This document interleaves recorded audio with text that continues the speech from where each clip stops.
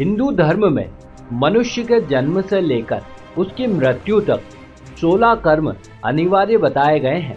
इन्हीं 16 कर्मों को 16 संस्कार कहा जाता है। इनमें से हर एक संस्कार एक निश्चित समय पर किया जाता है। कुछ संस्कार तो शिशु के जन्म के पूर्व किए जाते हैं, जबकि कुछ जन्म के समय और कुछ मृत्यु उपरांत किए जाते हैं। जो मनुष्य इन संस्कारों के अनुसार अपना जीवन जीता है, वो सदैव बिना किसी उलझन के जीवन के सभी सुखों को आनंद पूर्वक भोगता है। परंतु जो मनुष्य इन परंपराओं का मान नहीं करता है, वो अपने जीवन में कुछ विशेष प्रकार की परेशानियों से जूझता है। तो आइए एक बार विस्तार से प्रकाश डालते हैं कि आखिर वे कौन से संस्कार है जिनका पालन प्रत्येक हिंदू को अनिवार्य रूप से करना चाहिए। नमस्कार और एक बार फिर स्वागत है आप सभी का आपके अपने वीडियो कलश यूट्यूब चैनल पर।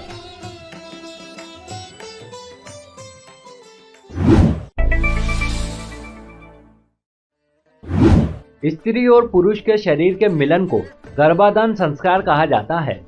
विधि पूर्वक संस्कार से युक्त गर्भाधान से अच्छी और सुयोग्य संतान उत्पन्न होती है। इस संबंध में महर्षि चरक कहते हैं कि गर्भाधान के लिए यह जरूरी है कि स्त्री एवं पुरुष मन से प्रसन्न और शरीर से पुष्ट हों। उन्हें चाहिए कि वे हमेशा उत्तम भोजन करें और सदा प्रसन्नचित्त रहें।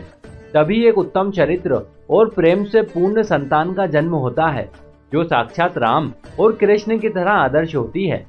इसके ठीक विपरीत यदि कोई प्रेमी युगल इन नियमों को ध्यान में नहीं रखता है, तो कंस और दुर्योधन जैसी प्रेम से रिक्त संतानों का जन्म होता है, जो अपने माता पिता और समाज के लिए अभिशाप बन जाती है।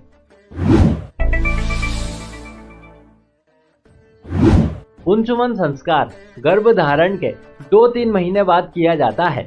ये संस्कार माँ को अपने गर्भस्थ शिशु की ठीक से देखभाल करने योग्य बनाने के लिए किया जाता है। पुंसवन संस्कार स्वस्थ एवं गुणवान संतान की प्राप्ति हेतु किया जाता है। सीमंतोनियन संस्कार गर्भ के 6ठे महीने में किया जाता है। माना जाता है कि इस समय गर्भ में पल रहा शिशु सीखने योग्य हो जाता है। इसी वजह से माता को चाहिए कि वो अपने आचार विचार और वाणी पर संयम रखे, क्योंकि वो जैसा आचरण करेगी वैसा ही आचरण आगे चलकर वो बालक भी करेगा।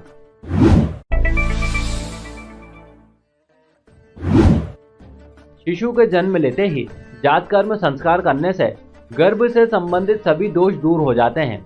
इसके अंतर्गत नाल छेदन से पूर्व नवजात शिशु को सोने की चम्मच या अनामिका उंगली से शहद और घी चटाया जाता है। इसमें घी आयु बढ़ाने वाला तथा वात व पित्तनाशक होता है, जबकि शहद को कफनाशक माना गया है। इसलिए सोने की चम्मच से शिशु को घी व शहद चटाने से त्रिदोष अर्थात वात, कफ और पित्त का नाश होता है।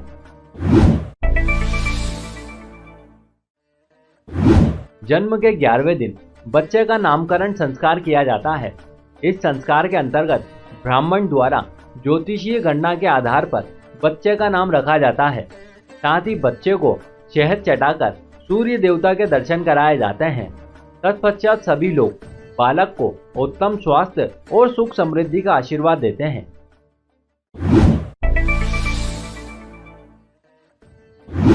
यह संस्कार शिशु के जन्म के 4थे माह में किया जाता है। सूर्य तथा चंद्रमा आदि देवताओं की पूजा कर शिशु को उनके दर्शन कराना इस संस्कार की मुख्य प्रक्रिया है। हमारा शरीर पंच तत्व अर्थात धरती, अग्नि, जल, आकाश और वायु से बना है। इसलिए पिता इन सभी देवी देवताओं से बच्चे के कल्याण की प्रार्थना करता है, ताकि बालक या बालिका पर इनकी छत्र छाया सदैव बनी रहे।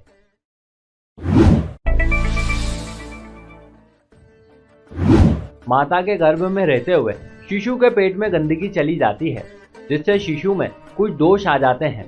परंतु अन्नप्राशन संस्कार के माध्यम से उन दोषों का नाश हो जाता है। जब शिशु 6 माह का होता है, तब उसके दांत निकलने लगते हैं और उसकी पाचन शक्ति भी तेज होने लगती है। तब यह संस्कार किया जाता है। इसके अंतर्गत शुभ मुहूर्त में देवताओं की पूजा के बाद माता पिता सोने या चांदी की चम्मच से मंत्रोच्चारण करते हुए शिशु को खीर चटाते हैं।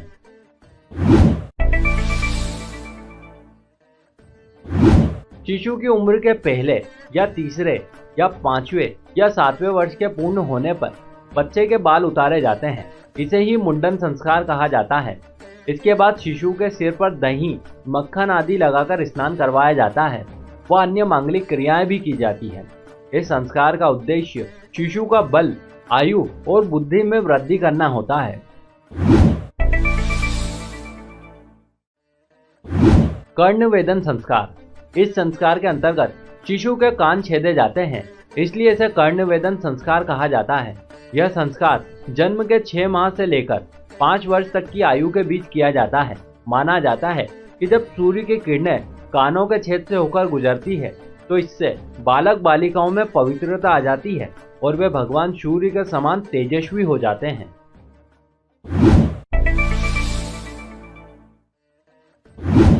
उप अर्थात पास, नयन यानी ले जाना अर्थात गुरु के पास ले जाना, इसे ही उपनयन संस्कार कहा जाता है। इस संस्कार के अनुसार बालक को विधिवत ढंग से जनेऊ धारण करवाई जाती है। जनेऊ में 3 सूत्र होते हैं। ये 3 देवता ब्रह्मा, विष्णु और महेश के प्रतीक होते हैं। इस संस्कार के द्वारा बालक या बालिका को गायत्री मंत्र का जप तथा वेदों का अध्ययन आदि करने का अधिकार प्राप्त हो जाता है।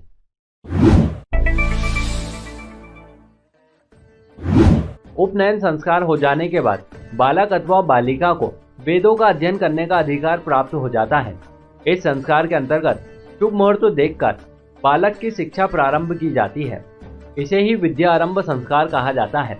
इस संस्कार का मूल उद्देश्य ज्ञान प्राप्त करना होता है। पूर्व में इस संस्कार के बाद बालक को गुरुकुल भेज दिया जाता था, जहाँ पर वो अपने गुरु के संरक्षण में वेदों तथा अन्य शास्त्रों की शिक्षा प्राप्त करता था।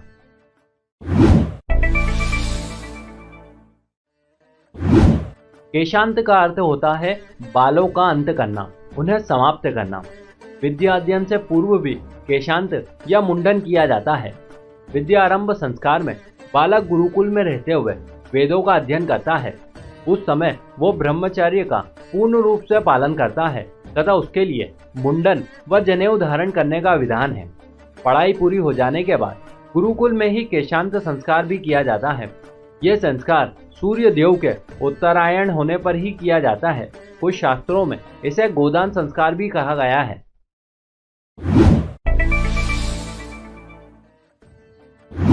समावर्तन का अर्थ है फिर से लौटना। समावर्तन विद्या अध्ययन का अंतिम संस्कार है। पढ़ाई पूरी हो जाने के बाद ब्रह्मचारी अपने गुरु की आज्ञा से अपने घर लौटता है, इसलिए इसे समावर्तन संस्कार कहा जाता है। इस संस्कार में वेद मंत्रों से अभिमंत्रित जल से भरे हुए 8 कलश से विधि पूर्वक ब्रह्मचारी को स्नान करवाया जाता है, इसलिए ही इसे वेद स्नान संस्कार कहा जाता है। इस संस्कार के बाद ब्रह्मचारी गृहस्थ जीवन में प्रवेश करने का अधिकारी हो जाता है।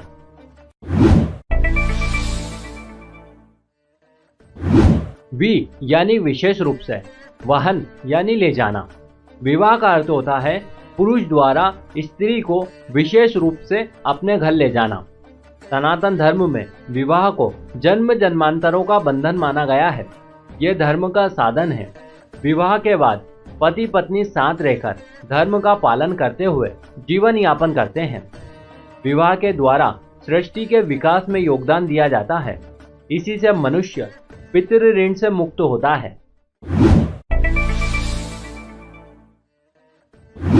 विवाह संस्कार में होम आदि क्रियाएं जिस अग्नि से की जाती है उसे आवस्थ्य अग्नि कहते हैं। विवाह के बाद वर वधू उस अग्नि को अपने घर लाकर किसी पवित्र स्थान पर स्थापित करते हैं। वह प्रतिदिन अपने कुल की परंपराओं के अनुसार सुबह शाम हवन करते हैं।